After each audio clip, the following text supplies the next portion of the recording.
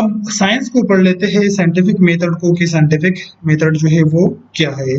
सो scientific method जो है actually a body of techniques, a body of procedure for investigation in A phenomena, for investigating and researching any phenomena, acquiring for new knowledge or for the correction or verification of the previous knowledge। जिस तरह हमने science की definition हमने पढ़ी थी, अब उसी definitions को कवर करने के लिए कि वही मेथड्स, वही टेक्निक जो सोसाइटी में हम मुख्तलिफ किस्म के फिनामिना को, जिसके थ्रू हम न्यू नॉलेज हासिल कर लेते हैं, या किसी पुराने फिनामिना को हम वेरीफाई कर लेते हैं, हम उसको करेक्ट कर लेते हैं, हम उसकी री इन्वेस्टिगेशन कर लेते हैं, उसी फिनामिना को रिसर्च करने के लिए, री इन्वेस्टिगेशन, री वेरीफाई करने के लिए हम मुख्तलिफ किस्म के प्रोसीजर यूज करते हैं। उसी प्रोसीजर को हम कहते हैं साइंटिफिक मेथड।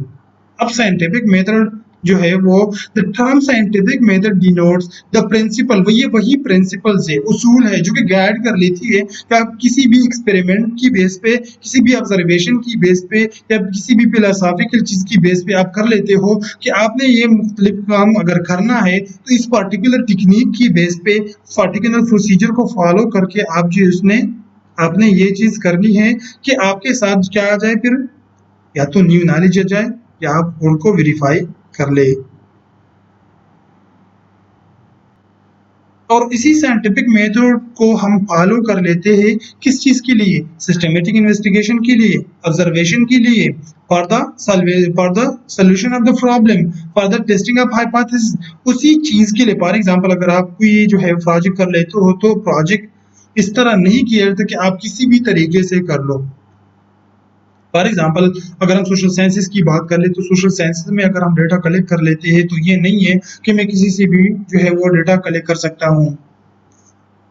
ओनली अगर हम डेटा कलेक्शन की सिर्फ बात कर ले, या अगर हम कोई सोशल रिसर्च एक्टिविटी कंडक्ट कर लेते हैं तो उससे पहले हमने मुख्तलिफ किस्म की स्टेप्स को फॉलो करना होगा, और उसी स्टेप को फॉलो करने की वजह से हमारे साथ फिर जो है वो मुख्तलिफ किस्म की नई नॉलेज या तो आती रहेगी, या हम किसी पुराने चीज को, हम किसी ओल्ड नॉलेज को हम वेरीफाई कर लेते हैं। जिस तरह हमने सोशल इश्यूज की बात की कि मुख्तलिफ किस्म की सोशल इश्यूज होती है, तो on the basis of social issue we have to select the methodology for this for that particular research activities.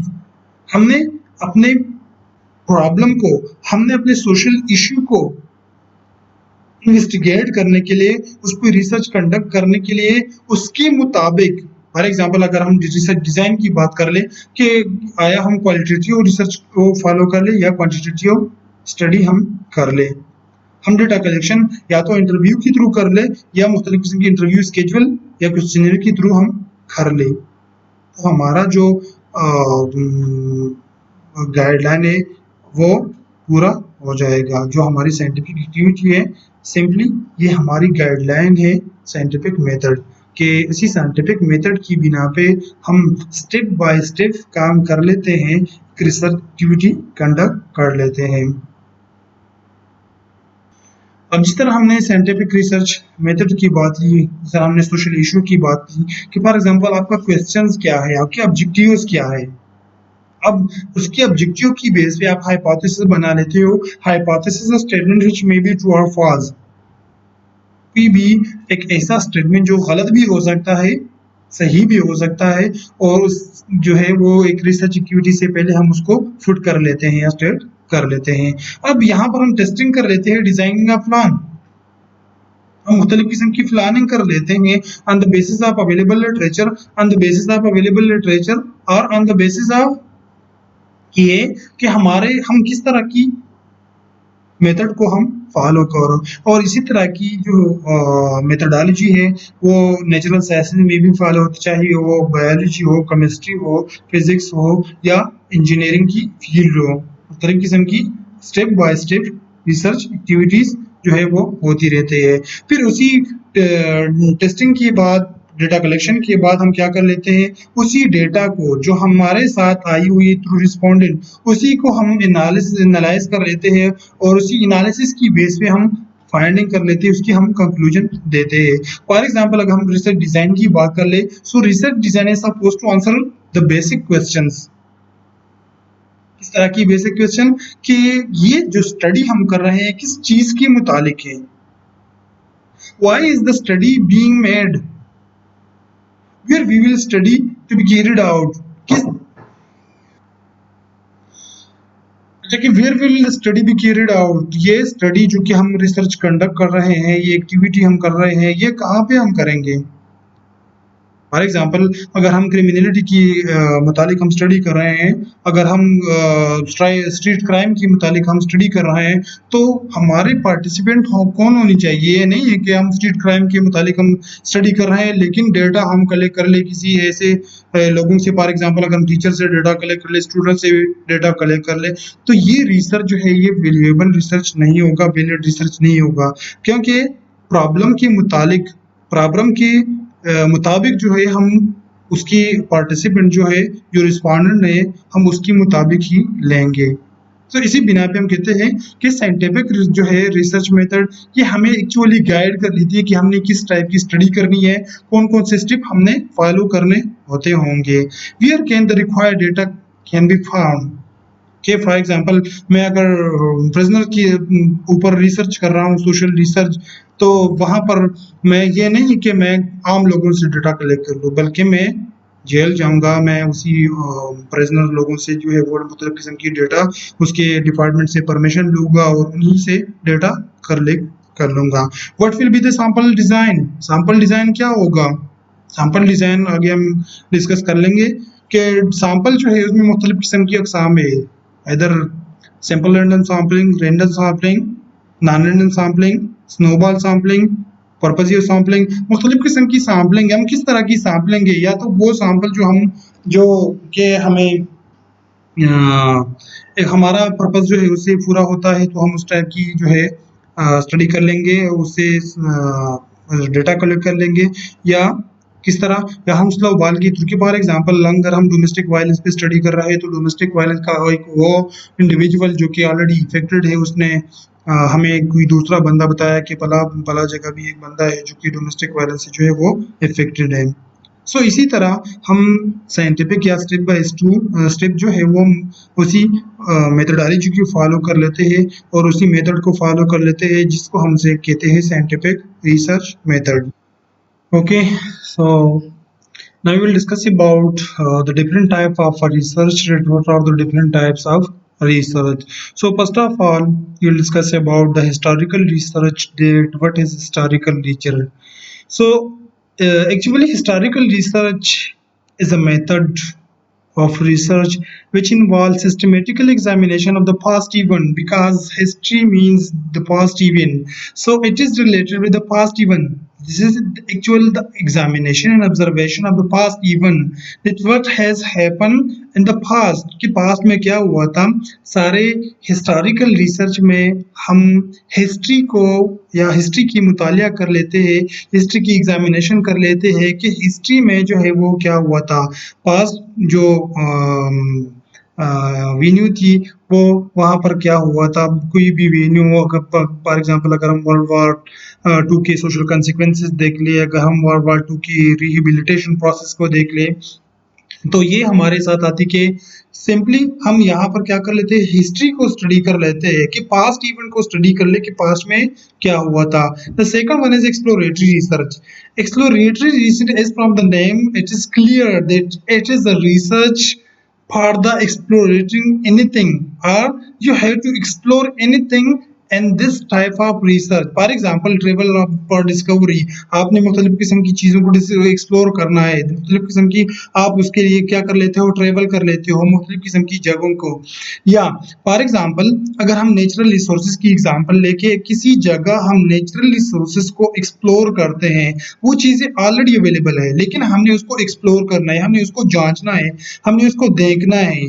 So it is search for a place of a natural research to make search of an area अपन natural resources such as a mineral deposit, हमने किसी जगह for example Balochistan में हम मुख्तलिफ किस्म की minerals तलाश कर लेते हैं, साउथर्न केफी में हम मुख्तलिफ किस्म के जो है मिनरल्स तलाश कर लेते हैं, या इस पंजाब में हम मुख्तलिफ किस्म की किसी भी जगह पे हम अगर मिनरल्स सर्च कर रहे हैं किसी चीज की बिना पे, तो इसको हम कहते हैं एक्सप्लोरेटरी रिसर्च के हमें पता नहीं है लेकिन हम उसको जो है तेल की हम सर्च कर रहे हैं कि वहां पर आइस की प्रोडक्शन है या नहीं है, आइस वहां पर मौजूद है या नहीं है, या दूसरे की ऐसे मिनरल्स हम सर्च कर लेते हैं, तो हमें पता नहीं है कि वो है या नहीं है, लेकिन हम एक्सप्लोरेटरी उसकी जो है एक्सप्लोरेशन कर रहे हैं, इसको एक्सप्लोर कर रहे हैं। दूसरा जो थर्ड नंबर पे है वो है डिस्क्रिप्टिव रिसर्च। डिस्क्रिप्टिव रिसर्च ये है कि आप सिंपली ऐसी टाइप ऑफ रिसर्च में लोगों की जो है वो इसकी डिस्क्रिप्शन कर लेते हैं कि किसी चीज की डिस्क्रिप्शन कर लेते हैं। So descriptive type of research is used to describe characteristic of phenomena being studies.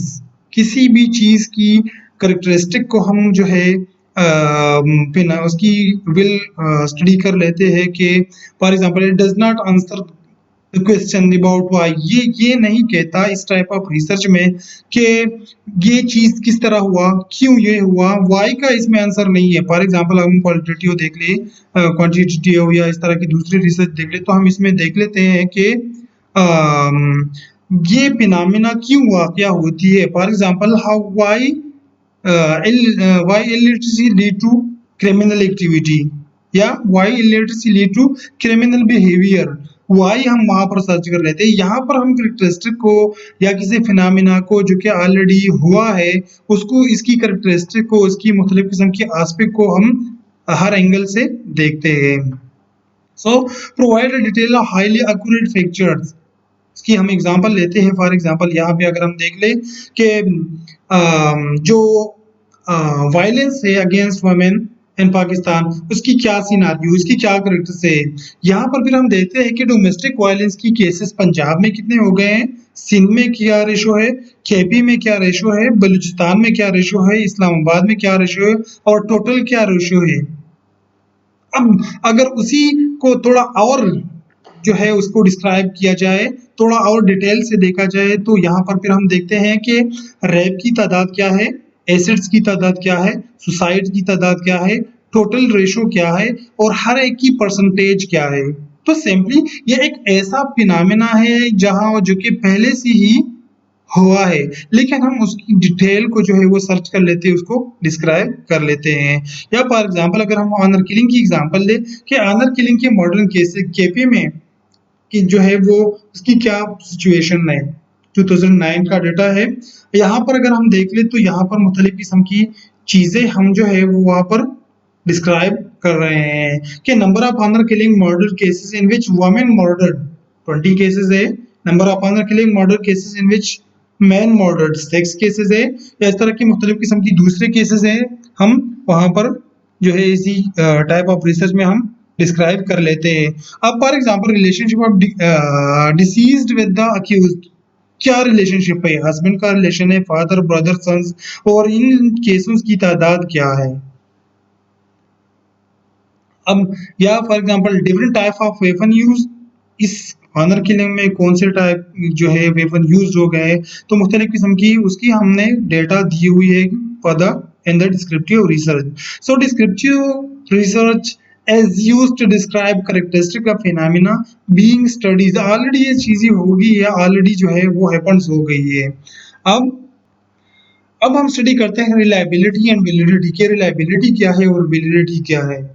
अगर हम रिलायबिलिटी को देखें तो reliability is actually the extent to which you can expect to get the same answer if you apply to twice to the same objects।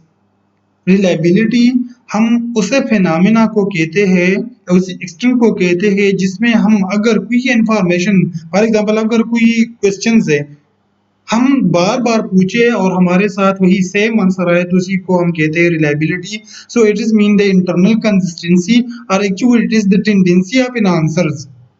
अगर हम data collection की बात कर ले कि हम देख लेते हैं फॉर एग्जांपल हमारे साथ ये 5 पॉइंट लिकरेट स्केल, तो उसमें है strongly agree, agree, neutral, disagree and strongly disagree, हमारे साथ 5 डिफरेंट स्केल्स हैं। अच्छा, अगर हम इसकी रिलायबिलिटी को देखते हैं तो हम क्या कर लेते हैं, उस आंसर की जो वो डेटा जो कि हमने रिस्पोंडेंट से लिया हुआ है क्वेश्चनियर्स के थ्रू, उसकी रिलायबिलिटी देखते हैं तो हम उसके आंसर्स देखते हैं कि इन लोगों की आंसर्स क्या है, आया सेम ही आंसर्स हैं, सेम ही आंसर है, सेम ही अगर आंसर सेम है ज्यादातर, मोस्टली हम इसकी अगर वैल्यू देख ले तो 0.7 है फॉर एग्जांपल, या हम 70% की अगर बात कर ले कि इसकी जो रिलायबिलिटी रेशो है क्राउन विकल्पा के थ्रू हम यूज कर लेते हैं इसकी रिलायबिलिटी को फाइंड करने के लिए कि 70% रिस्पोंडेंट की अगर रिस्पांस सेम है, उसकी आंसर सेम है, तो इसको हम रिलायबल डेटा कहते हैं। अब वैलिडिटी क्या है, वैलिडिटी एक्चुअली ये है कि क्या वो चीज जो कि हम सर्च कर रहे हैं, जो डेटा हम ले रहे हैं, क्या हम वही चीज सर्च कर रहे हैं जिसके बारे में हम ये रिसर्च एक्टिविटी कंडक्ट कर रहे हैं। The extent to which an operational definition represent the conceptual definition, कि operational definition आपका conceptual definition के सारे जो है वही सर्च वही operational conceptual definition को represent कर रहे हैं या नहीं कर रहे हैं।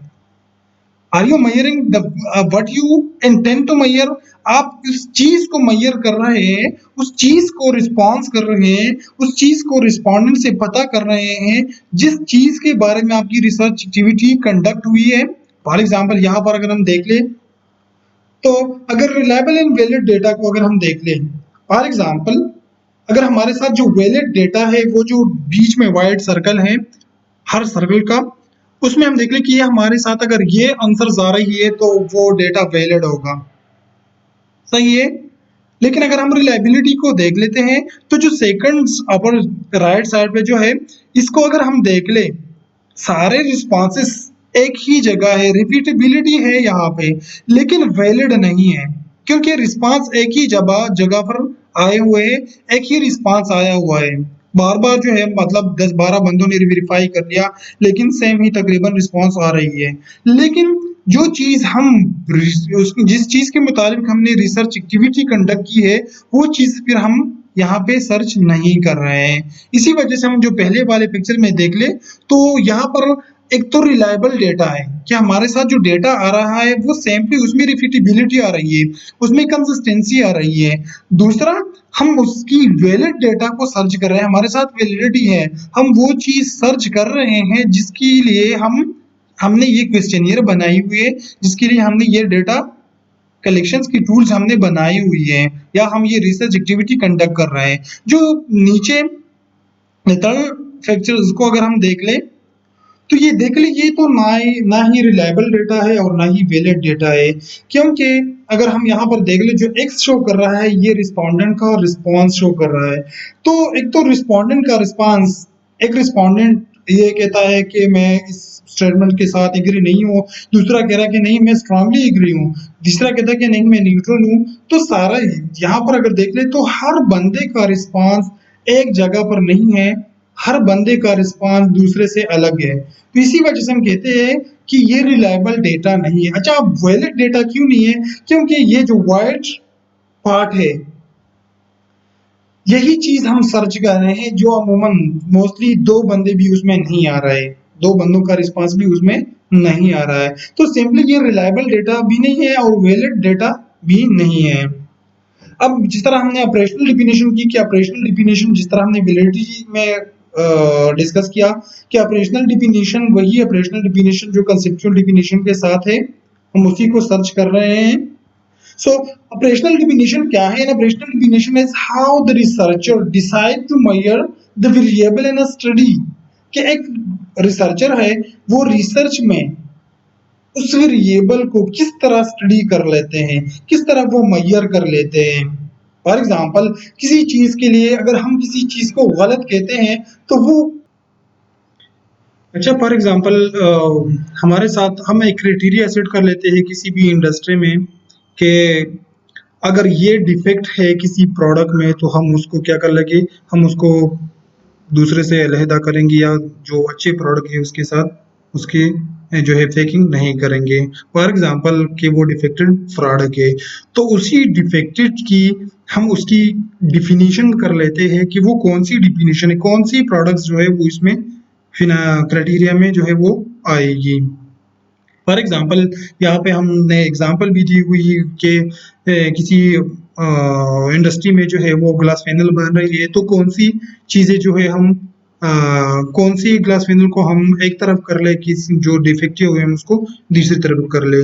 तो यहाँ पर ये है कि जो डिफेक्टिव चीज़ें हैं, जो डिफेक्टिव है या जिसमें एरर है, उस एरर की हमारे साथ डिफिनीशन होनी चाहिए। तो इसी वजह से हम यहाँ पे कहते हैं कि जिस तरह हर रिसर्च में किसी भी फिनोमेना को हम सर्च कर लेते हैं, तो उसकी डिफिनीशन रख लेते हैं कि इन्हीं चीज़ों की वजह से हम फला चीज़ को मेजर करते रहेंगे।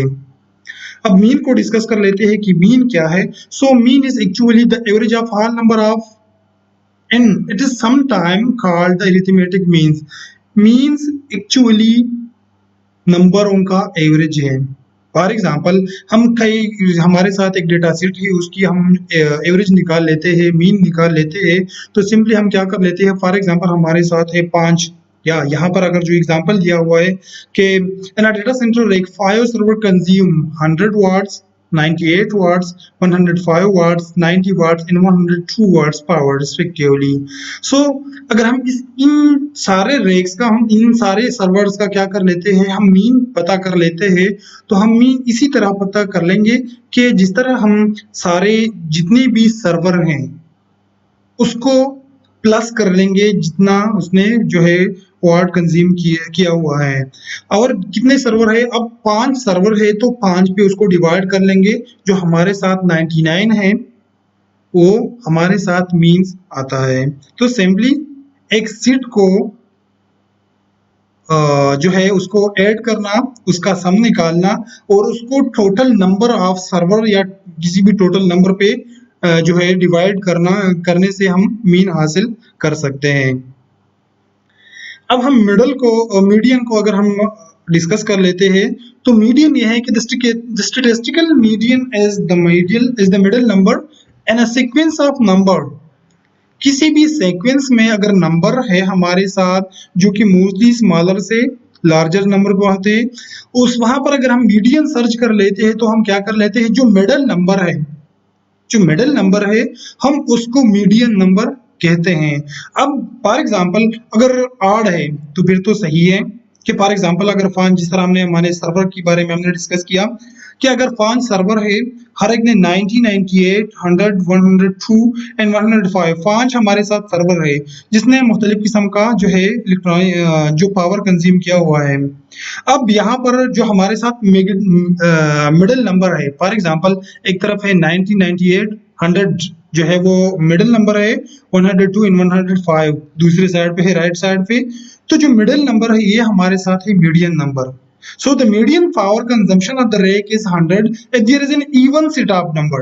अगर हमारे साथ इवन नंबर्स है, फॉर एग्जांपल हमारे साथ 6 नंबर्स है, 6 नंबर्स का डेटा सेट है, फॉर एग्जांपल 6 सर्वर है, तो अब हम क्या करेंगे, फॉर एग्जांपल हम दूसरे एग्जांपल में देख ले, तो हमारे साथ 6 नंबर है और हर एक सर्वर ने एक पर्टिकुलर पावर जो है वो कंज्यूम किया हुआ है। तो हमारे साथ जो ब्लू कलर के 2 मिडिल नंबर हैं उसको हम क्या करेंगे, उसको हम ऐड कर लेंगे और 2 से डिवाइड कर लेंगे और इसी के थ्रू हम मीडियन नंबर जो है वो हासिल कर सकते हैं। अब मोड क्या है, मोड यह है कि the mode is the number of occur most often with in a set of numbers. किसी भी सेट नंबर में वो नंबर जो सबसे ज्यादा तादाद में जो मोस्ट कॉमनली जो है वो यूज हुआ है या जो मोस्ट कॉमनली उसको अकरेंस है उसको हम मोड कहते हैं। फॉर एग्जांपल नीचे हमारे साथ जो एग्जांपल है 90 90 वाट, 104 वाट, 98 98, 105 92, 105 100, 110, 98, 210 एंड 115 वाट्स। अब अगर हम यहाँ पर देख ले तो कौन सा नंबर ऐसा है जो हमारे साथ 2 या 2 से ज्यादा दफा जो है वो यूज हुआ है या जो फ्रिक्वेंटली यहाँ पर आया हुआ है। अगर हम यहाँ पर देख ले तो 90 है, 98 ही एक ऐसा नंबर है जो कि हमारे साथ तकरीबन 3 दफा जो है वो अकर हुआ है इसी सेट में। तो इसी वजह से हम यहाँ पर कहते हैं 98। इसी वजह से हम कहते हैं कि हमारे साथ जो 12 सर्वर थे, मुख्तलिफ किस्म का डेटा, मुख्तलिफ किस्म का पावर उसने कंज्यूम किया हुआ था हर सर्वर ने। अगर हम उसकी मोड को मालूम करते हैं तो वही मोड वही है जो ज्यादा फ्रिक्वेंटली वहां पर उसी सेट में वाक़या हुआ है। So it is the most common number or the most frequently occurrence of any characteristic or any digit. अब रेंज की अगर हम बात कर ले, सो रेंज क्या है? Range is actually the difference between the highest number and the lowest number. इस तरह जो ऊपर हमने एग्जांपल लिया कि जो हमारे साथ 12 सर्वर है उसमें हम देख ले, या जितने भी सर्वर है उसको हम देख ले, तो उसमें हम देख लेते हैं कि सबसे नीचे वाला क्या नंबर है। फॉर एग्जांपल 90 वॉट अगर हम देख ले तो जो highest number of consume power है वो है 110 वाट। अब अगर हम उसकी रेंज पता कर लेते हैं तो क्या कर लेते हैं, हम 110 से जो कि हाईएस्ट नंबर है उससे क्या कर लेते हैं, जो 90 वाट है जो सबसे लोवेस्ट नंबर है उसको माइनस कर लेते हैं, जो हमारे साथ 20 वाट आता है। तो हम यहाँ पर कहते हैं कि हमें जो डेटा सेट दिया गया है उसका रेंज है 20 नंबर। इसी तरह अगर हम वेरिएंस को जो है वेरिएंस मालूम कर लेते हैं तो क्या कर लेते हैं, हम subtract each number from the mean. हम हर नंबर को मीन से क्या कर लेते हैं, सब्सट्रैक्ट कर लेते हैं और फिर उसका स्क्वायर लेते हैं। एंड देन और जब हम स्क्वायर लेते हैं तो सारों का average, for example her number का जो है वो एवरेज आ गया, उसको हमने स्क्वायर कर दिया। तो उसी स्क्वायर की जो हमारे साथ डेटा सेट आया हुआ है हर स्क्वायर का, जो कि हम मीन्स कर लेते हैं हर डिजिट को, तो इसके साथ हम उसको स्क्वायर बना लेते हैं और इसी स्क्वायर का फिर एवरेज फाइंड कर लेते हैं जिसको हम वेरिएंस कहते हैं। Okay, thank you very much for your time. If you have any questions, write in your comment box. I will answer, inshallah. Thank you. Goodbye.